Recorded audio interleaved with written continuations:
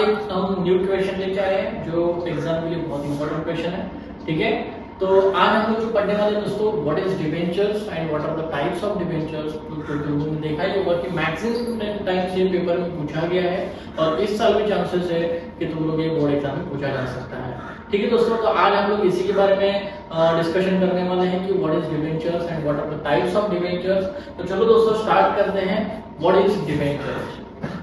Debentures are one of the principal source of raising borrowed capital to meet the long term and medium term financial needs। मतलब क्या होता है दोस्तों? Debenture जो है एक प्रिंसिपल सोर्स है फंड्स को रेज करने का, बोरोड कैपिटल को रेज करने का एक प्रिंसिपल सोर्स है जिससे हम लोग long term and medium term को रेज कर सकते हैं। ठीक है, उसको एक डिबेंचर जो है एक बोरोड कैपिटल को रेज करने का सोर्स है। ठीक है, जिससे हम लोग मीडियम टर्म और लॉन्ग टर्म लोन्स को रेज कर सकते हैं। ठीक है, अभी डिबेंचर मतलब एक्चुअल में क्या होता है? Debenture it is an acknowledgement of debt. मतलब जैसे कि फॉर एग्जांपल समझो, अगर कंपनी को आपने कोई कंपनी को लोन दिया है, ठीक है, एक शॉर्ट लाइक मीडियम पीरियड के लिए और लॉन्ग पीरियड के लिए अगर कंपनी को आपने कुछ लोन दिया है तो उसके प्रूफ में कंपनी आपको क्या देगी? तो एक सर्टिफिकेट देगी। So that certificate is called as a debenture. इसीलिए बोला गया है debenture it is an acknowledgement of debt. ठीक है, debenture is an acknowledgement of debt and debenture holder is the creditor of the company. ठीक है दोस्तों, आई होप तो आपको डिबेंचर का मतलब समझ में आ गया होगा। तो चलो अभी हम लोग नेक्स्ट पॉइंट पे जाते हैं। Types of debenture. डिबेंचर के टाइप्स कौन से हैं? तो सबसे पहला जो टाइप है वो है सिक्योर डिबेंचर। दोस्तों सिक्योर डिबेंचर क्या है? सिक्योर डिबेंचर्स मतलब ऐसे डिबेंचर्स होते हैं जिनको सिक्योरिटी मिलती है फिक्स्ड एसेट्स की। जैसे कि एक फ्यूचर समझो कंपनी लॉस में चली गई, ठीक है, तो डिबेंचर होल्डर को तो नुकसान हो जाएगा। लेकिन अगर कंपनी ने आपको अगर सिक्योर डिबेंचर इशू किया है मतलब आपको कोई सिक्योरिटी के ऊपर चार्ज भी दिया होगा।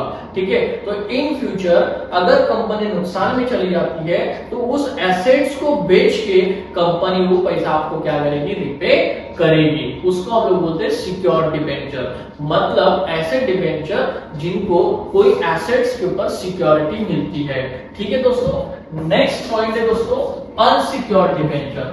अनसिक्योर्ड डिबेंचर मतलब ऐसे डिबेंचर होते हैं जिनको कोई भी एसेट्स के ऊपर सिक्योरिटी नहीं मिलती। मतलब अगर समझो कंपनी लॉस में चली गई तो कंपनी कोई भी एसेट्स को बेच के आपको पैसे पेड नहीं करेगी, उसके लिए कंपनी लायबल नहीं रहेगी। ठीक है, क्योंकि वो आप इनसिक्योर्ड, आपके जो डिबेंचर्स है वो अनसिक्योर्ड है। ठीक है, पूरी कोई भी सिक्योरिटी उसके ऊपर नहीं है। अगर कंपनी नुकसान में चली गई तो लॉस आपको भी बेयर करना पड़ेगा। ठीक है दोस्तों, नेक्स्ट पॉइंट है registered debenture. What is registered debenture? Registered debenture मतलब दोस्तों जो डिबेंचर होल्डर का नाम कंपनी के रजिस्टर बुक में, कंपनी का मतलब जो डिबेंचर होल्डर का नाम, उसका एड्रेस और उसकी डिटेल इंफॉर्मेशन अगर कंपनी के रजिस्टर्ड बुक में रजिस्टर्ड होती है तो ऐसे डिबेंचर होल्डर को हम लोग रजिस्टर्ड डिबेंचर बोलते हैं। ठीक है, नेक्स्ट पॉइंट है दोस्तों bearer debenture. So what is bearer debenture? बस उसी का अपोजिट दोस्तों। बेयरर डिबेंचर मतलब जो डिबेंचर होल्डर का नाम, एड्रेस, नंबर ऑफ डिबेंचर्स और उसकी डिटेल इंफॉर्मेशन अगर कंपनी के पास रजिस्टर्ड नहीं होती, ऐसे डिबेंचर को हम लोग बोलते हैं बेयरर डिबेंचर। ठीक है, अभी ऐसे कौन हो सकते हैं? जो डिबेंचर्स मेयर डिलीवरी से इश्यू हुआ है। मेयर डिलीवरी मतलब कंपनी ने, मतलब जो डिबेंचर होल्डर है उसने डायरेक्टली कंपनी से वो शेयर्स बाय नहीं किए हैं। ठीक है, उसने मेयर डिलीवरी मतलब कोई स्टेक होल्डर से वो डिबेंचर्स क्या किया है? बाय किया है, तो उसका तो नाम कंपनी के रजिस्टर्ड बुक में रजिस्टर्ड नहीं होगा। ठीक है, तो ऐसे डिबेंचर को हम लोग बोलते हैं बेयरर डिबेंचर। ठीक है दोस्तों, नेक्स्ट पॉइंट है redeemable debenture. So what is redeemable debenture? Redeemable debenture मतलब जैसे कि कंपनी एक सर्टेन मैच्योरिटी पीरियड के बाद उनको कंपनी रीपेमेंट करने की गारंटी देती है। जैसे कि फॉर एग्जांपल समझो मैं कोई कंपनी का डिबेंचर होल्डर हूं जिसको मैंने 20 साल के लिए उस पैसे को इन्वेस्टमेंट करके रखा है। ठीक है, तो 20 इयर्स जैसे ही मेरे कंप्लीट हो जाएंगे तो कंपनी मुझे वो अमाउंट क्या करेगी? रीपेड करेगी। ठीक है, तो ऐसे डिबेंचर्स को हम लोग बोलते हैं रिडीमेबल डिबेंचर्स। कंपनी मुझे पूरा सिक्योरिटी दे रही है, कंपनी मुझे पूरा गारंटी दे रही है कि आपको 20 इयर्स के बाद आपका जो मैच्योरिटी पीरियड जैसे ही खत्म हो जाएगा कंपनी आपको रीपेमेंट कर देगी, ठीक है। तो उसको हम लोग बोलते हैं रिडीमेबल डिबेंचर्स, ठीक है। What is irredeemable debenture? Irredeemable debenture मतलब यहाँ पे कंपनी कोई गारंटी नहीं देती कि भाई कंपनी आपको एक फिक्स मैच्योरिटी पीरियड के बाद कंपनी आपको पेमेंट करेगी ही, इसकी कोई गारंटी नहीं है। कंपनी हो सकता है कि life time of the company, जब तक कंपनी वाइंड अप नहीं होगी तब तक आपको पैसे पे करने की कोई भी गारंटी नहीं देती, ठीक है। ऐसे डिबेंचर्स को हम बोलते हैं इररिडीमेबल डिबेंचर। लेकिन as per the companies act 2013 के रूल्स के हिसाब से कोई भी कंपनी इररिडीमेबल डिबेंचर्स को इशू करती नहीं है और उनको राइट भी नहीं है, ठीक है। नेक्स्ट पॉइंट है दोस्तों, what is convertible debenture? Convertible debenture क्या होता है दोस्तों?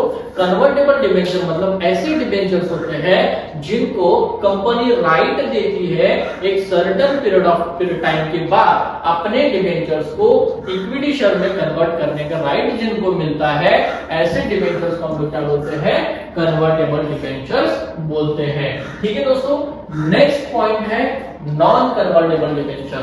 नॉन कन्वर्टेबल डिबेंचर मतलब दोस्तों जो डिबेंचर होल्डर को अपने डिबेंचर्स को इक्विटी शेयर में कन्वर्ट करने का कोई भी राइट नहीं होता, ऐसे डिबेंचर्स को हम लोग बोलते हैं non convertible debenture. So I hope दोस्तों कि ये वीडियो आपको बहुत अच्छा लगा होगा, आपको समझ में आ गया होगा, ठीक है। सो ये 99% चांसेस है कि तुम लोग इस साल बोर्ड एग्जाम में पूछा जा सकता है।